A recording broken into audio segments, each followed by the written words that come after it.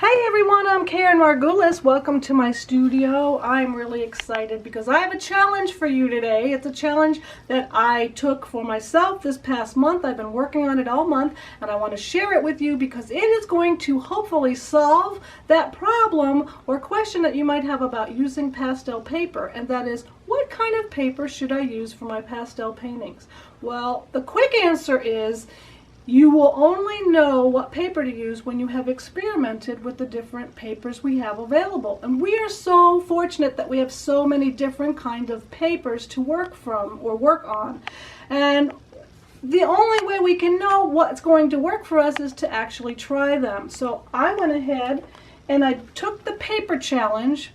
These are paper sampler pack from Dakota Pastels, and I'm going to put the link to this in the commentary section. But Dakota gave me this pack, and it was 11 pieces of paper, all different papers that they sell in online, and they were 6 by 8 pieces of paper. And I thought, I'm going to paint the same thing on each piece of paper using the same exact pastel palette so that I can judge how the painting looks depending on the paper. It's going to be the paper that's going to make the painting different. Now I went ahead and I've done 10. I have one more to go, and I'm going to do that for you today, and I'll talk more about these are my challenge results. I'll share a little bit more about that towards the end of the video, but I want to go ahead and get started right away with the painting.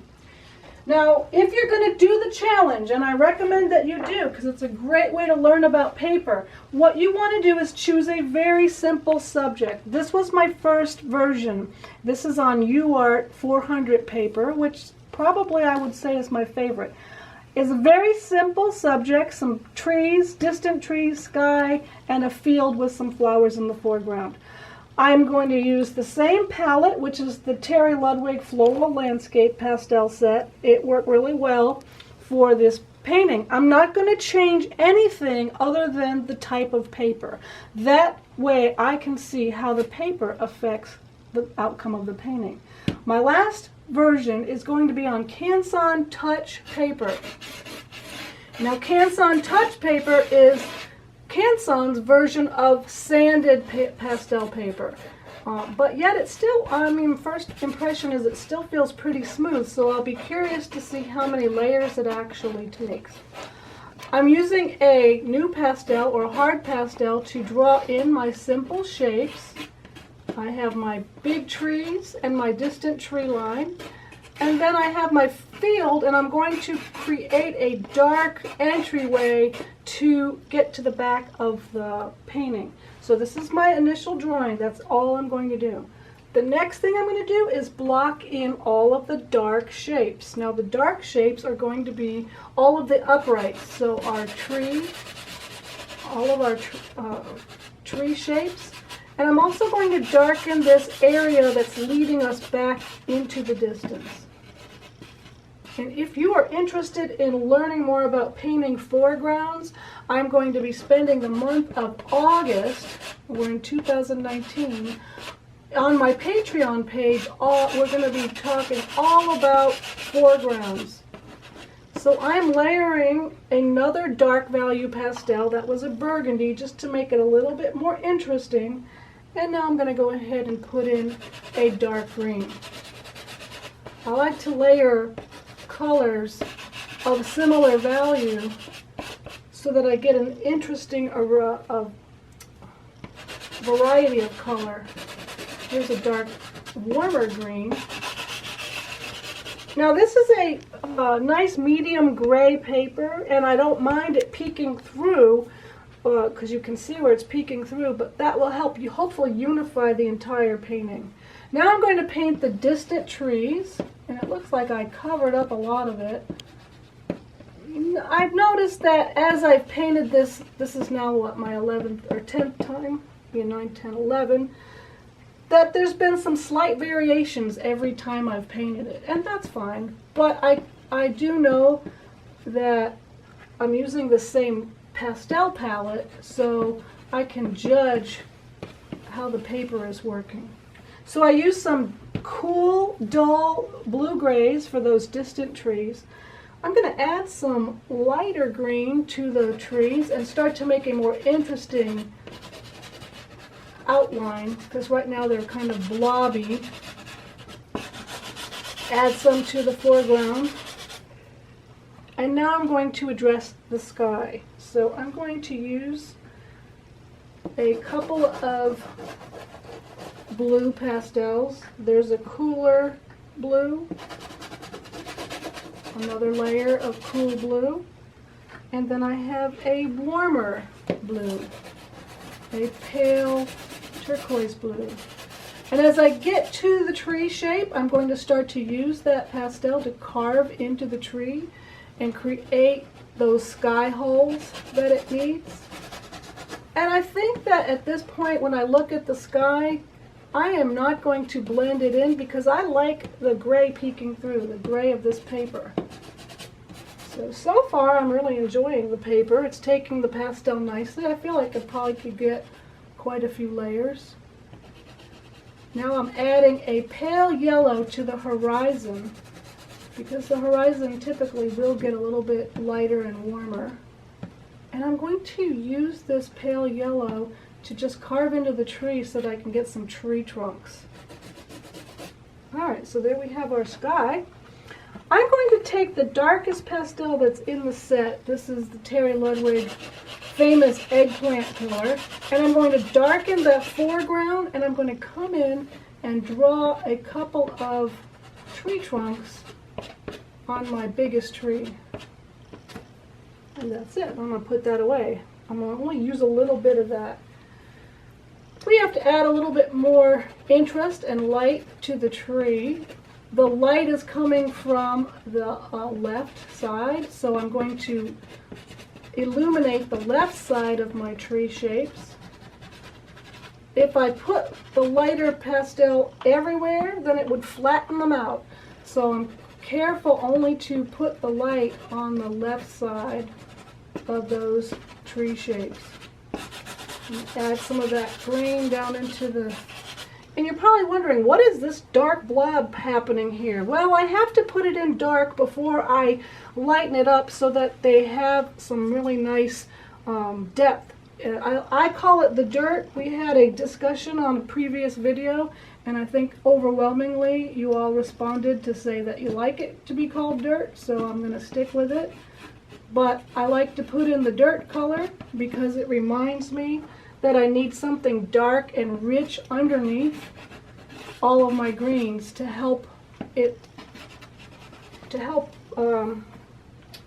what's the word I'm looking for? Anchor it. I'm going to add a nice warm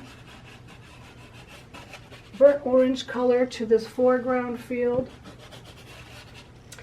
And I'm going to add some of the ochre, gold ochres to the distant part of the field. And you noticed just a few minutes ago I was using a pale yellow in the distance.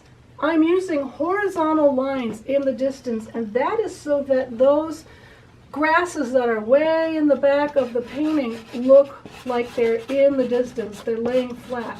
As I come to the foreground, notice what I'm doing is I'm changing the direction of my marks and pulling them down, because in the foreground we'll start to see some of the directional marks, the way things are growing.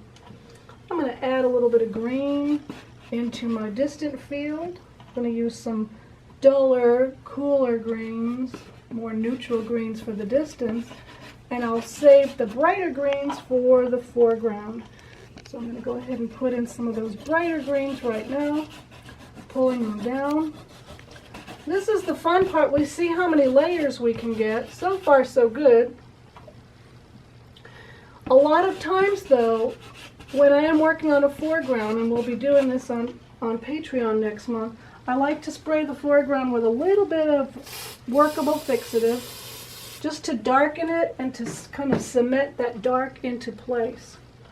And while I wait for that to dry, I'm going to add just a little bit more light to these little bushes that are kind of sticking out in the front. And I don't know if you noticed, but I snuck a little bit of that gold back behind the tree. Might be hard to see on the video, but that's just to give a little bit more depth to that field of grasses. All right, coming to the conclusion, I'm going to just bump up the greens a little bit more in my foreground. I have a really nice warm yellowy green that I'm going to use right in the immediate foreground. Kind of change the direction of my marks so that I can have a variety of marks so that it doesn't all look the same.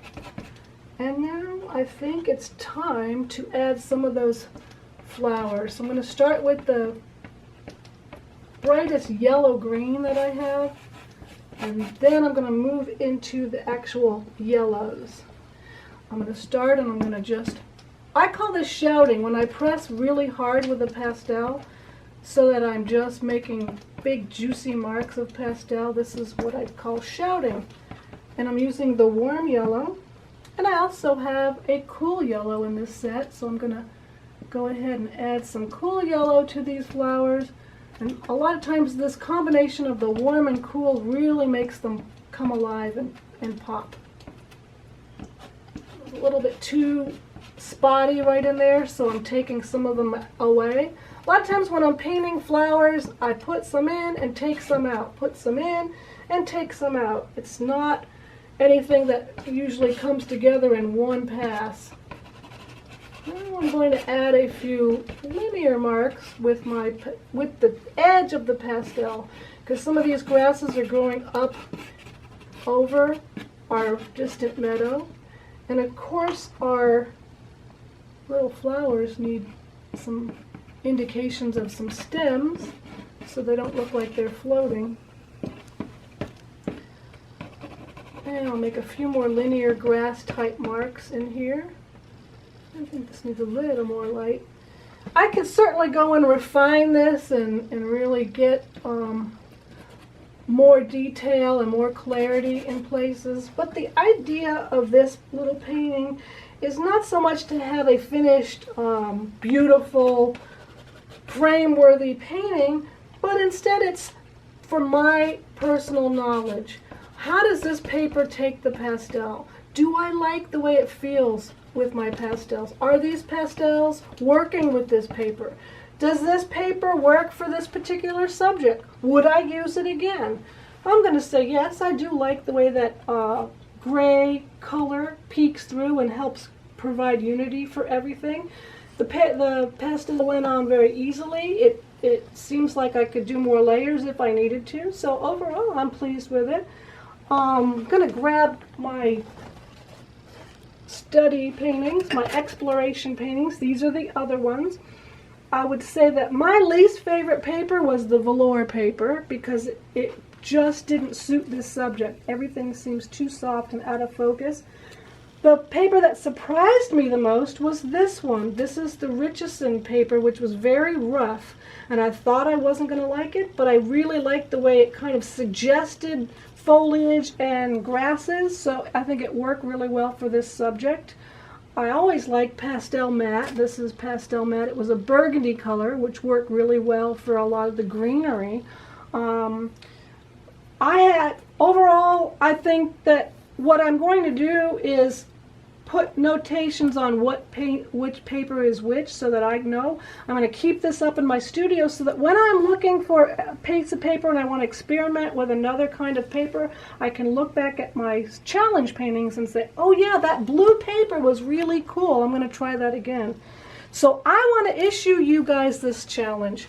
Get yourself papers, maybe 5 to 10 different kinds of papers. You can order from Dakota. The sampler pack is a wonderful way to do it, but you can gather your own papers as well, make your own papers, but find a simple subject, paint it with the same palette of pastels for each painting, and then you can judge and see how the paper has impacted your painting, and you will learn so much from this exercise. And I hope you've enjoyed it. If you did, give it a like, give me a comment, subscribe, and head on over to my Patreon page, of course, for a lot more on paper and of course foregrounds next month. So thanks for tuning in, and let's paint.